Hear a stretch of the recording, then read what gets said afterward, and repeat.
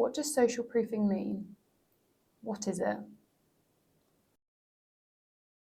So I think social proofing, for the most part, is the use of kind of third-party or external validation for products. Really, we're trying to instill confidence in buyers. Seeing something that peers have reviewed, for example, or written Instagram posts about. Any kind of user-generated content, gives that kind of vibe of this is a good product. This is something which you should buy. For us, we want to utilize a mechanism which sits behind that. We want to utilize the mechanism which tells us what products are trending, what products are people buying, which are being most viewed, for example, and we can be clever in the way in which we manifest those, within your product or within your website. What value does it add to your website? What successes have we seen? So I think the value it adds is really the output of an increase in conversion rate, an increase in an average order value, more people adding to basket. They're the sorts of successes that we see. I mean, the value is that we're aligning content on the page with things that people can relate to when they're in that kind of mindset to purchase a product. Right at that critical moment, we are serving them information which gives them that confidence, to either go ahead and make the purchase, to make an inquiry, whatever it might be. It's the right information at the right time, and the success is just an increase in all of the key metrics that we're looking to improve on the site. What examples of different types of social proofing are there? I think most commonly, the one that we can all refer to and we can all relate to is where we see little bubbles pop up reviewing a product, and it tells me that 50 people have purchased this or 25 people have added it to their basket. That's the most commonly used method, I think, of social proofing. It's that kind of urgency side of things, and also kind of saying, look, lots of people are buying this. This is what you should be doing. Really, what we're doing underneath and behind the scenes, if you like, we're capturing information on what people are buying. We're capturing information on what people are looking at.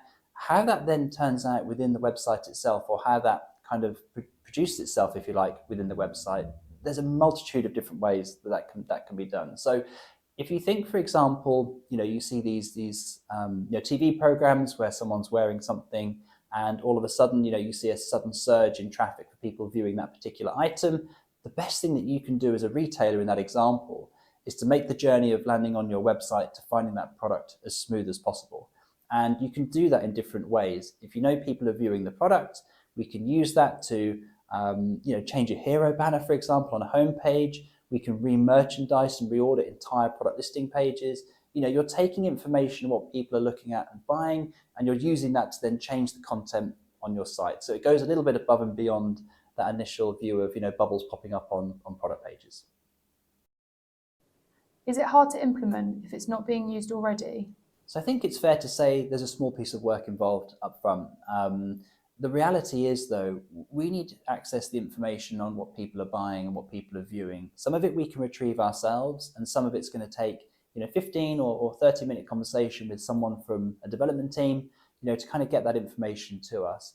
Once that bit's up and running, we're building the rest, and we're serving you with the information that you will need to then change the site. So, fair to say, a small piece of work up front. In reality, it really doesn't take very long to get up and running, and it's really not that difficult. Do you use it on its own or as part of a wider CRO program? So I think social proofing is almost its own path of work. It almost has its own strategy aligned to it. If you think of anything that you're doing on your site, anything that you're changing, you're always testing. You're always testing something, and the methodology of testing never changes. If we're optimizing a form, if we're changing the layout of product pages, we're always going to test those changes we're making. And it's no different for social proofing.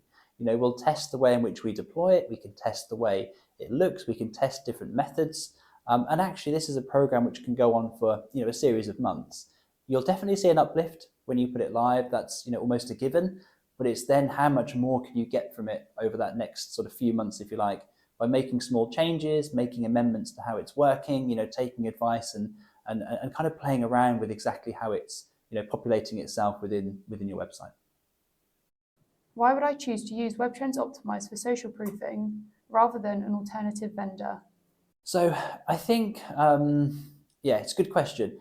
If you think about how many pieces of software you use day to day and how many different logins you have, I think it gives you the most simple answer to this question.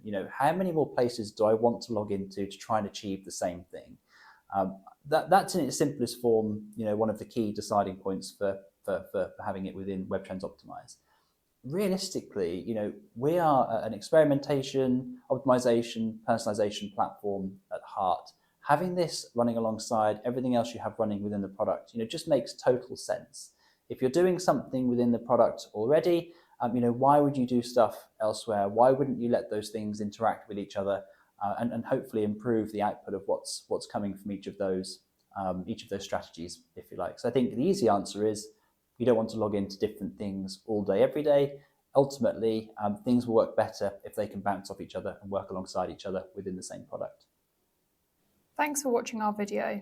To learn more, go to www.webtrends-optimize.com.